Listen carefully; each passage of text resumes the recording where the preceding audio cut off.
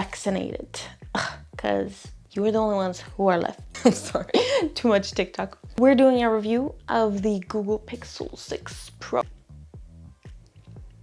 Okay. I'm not gonna be going into detail like what operating system and how like quickly it responds to your little touch and how all that technical lingo is for you to read online. It's all there. I'm just gonna talk about the problems that I encountered that frustrate me so much that this is gonna be returned. And I was looking forward to this phone. Mainly, I mean, I'm an Android user, clearly, so if you're an iPhone user, you have no business being here. Scroll along. So naturally, I went for the latest Android, which is a Pixel 6 Pro, the 512 gigabytes, because I need a lot of storage. And I felt like I would be doing my public, you're my public if you're watching this, hi. I would be doing my public a disservice if I didn't do a review.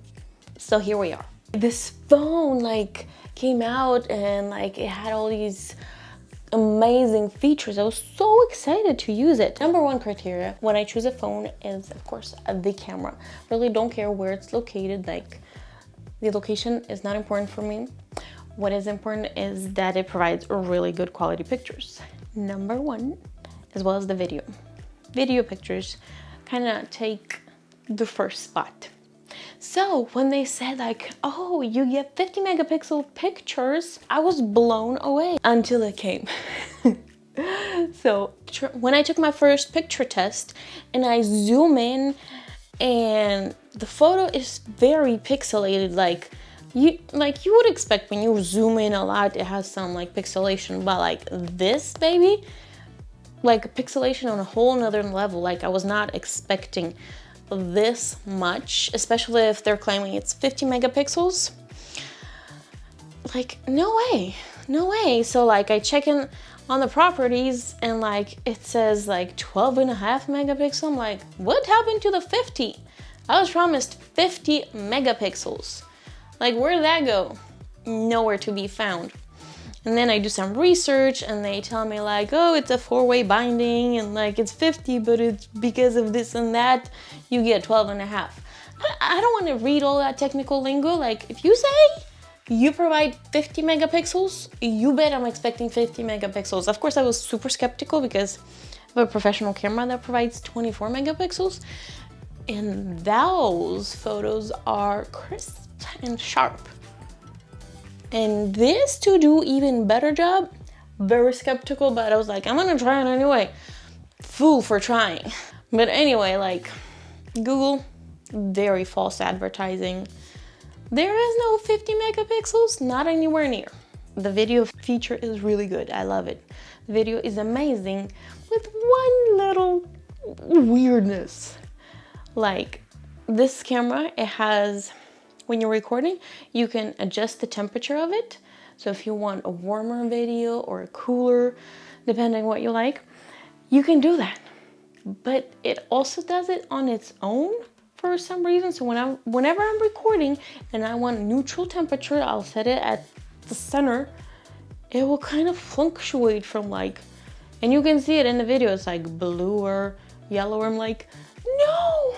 Can you keep it steady, please? My next issue, as a lover of videography and photography, I do fly a drone. I love seeing beautiful scenery. I need my drone app to work at all times.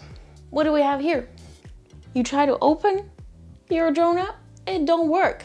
So far, what I've researched is the reason that the DJI app won't open up is because of the latest operating system, the Android 12.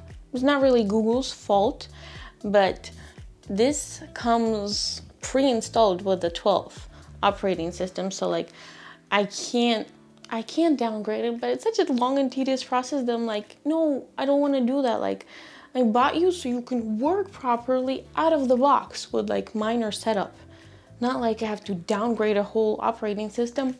No. So I have to use my old phone in order to fly a drone and like have your current phone and you have the old phone, and like if I want to edit something on here, I would just do it.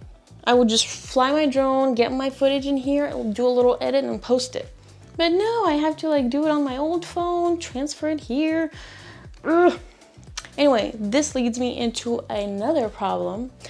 When I do my editing on the Pixel 6, and I use UCut app for this, and I can navigate pretty easily in the app on this phone, and when I go to preview it, how I've cut my little segments, it does this glitch and it plays by like by little frames, and I can't like really watch that. I mean, I can, but it would take me forever. If I have like a 1 minute video, it would play probably for like 5 minutes before I can preview the whole video. Why? My older phone, which is a Samsung S10 Plus something, works flawlessly. Why can this not do that? Like, it's a pretty simple task, which leads me into another issue, and even more simpler task. I keep all my like notes and recipes in a note app. I believe it's Evernote with like your green elephant. When I try to open it on this phone, it will load and load and load. It takes at least 5 minutes for it to open any one note. And I'm like, I need to know, how long do I boil this for? I can't be waiting for 5 minutes for it to open up. The other phone, no problem. Another issue that I've encountered is when I want to transfer like all of my files, if I am running low on storage, or like I just have videos that I want to edit on my computer, which is a Mac, connecting this is such a problem. Like with the Samsung, I'll just plug it in, tap a little allow, and boom, it pops up on my screen. With this thing, so much frustration. So what I end up doing is, usually if I put it in airplane mode and then use the Android file transfer, it will usually work within 10 minutes. Like, it will allow me to start transferring my videos and photos. I don't know what is up with the Pixels and Macs. They are so not friendly. I had a 2 XL Pixel a while back, and it had the same issue when I tried to transfer anything to the Mac. Samsung, no issues. Okay, probably like least irritating issue with the Pixel is that I cannot organize my apps. Like when you open your like menu, come on, with all the apps, they're just automatically alphabetical, and that's all you get. Like, maybe I don't know something, but this is how I had it on my old Pixel. I just had to suck it up and deal with it. This is how it is on the 6. My old phone, I can organize, and it, like when you open all of your apps, you swipe. And like my first screen would be my most used apps, and the next one is less and less used ones as it goes on with each screen swipe. Here, like, why would you do that? Like, I have a really old Sony Xperia Z3V, and even there you have a built-in feature where you can have it alphabetical, or you can have a custom order, and that is such a useful feature. I don't know, like, why would it not be present here? Like okay, I don't know what's up with that. Do you guys hear that? Doesn't have a case or anything. But like, the little camera panel has something loose inside. Yeah, not sure what that is.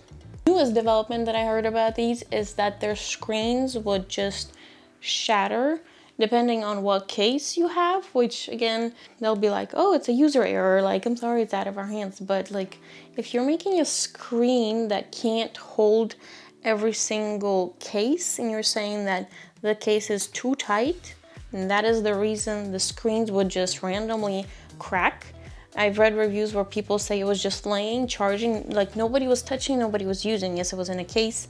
Yes, it was a third-party case, but it would just randomly crack. Like, excuse me? I have to have a specific case on here? No.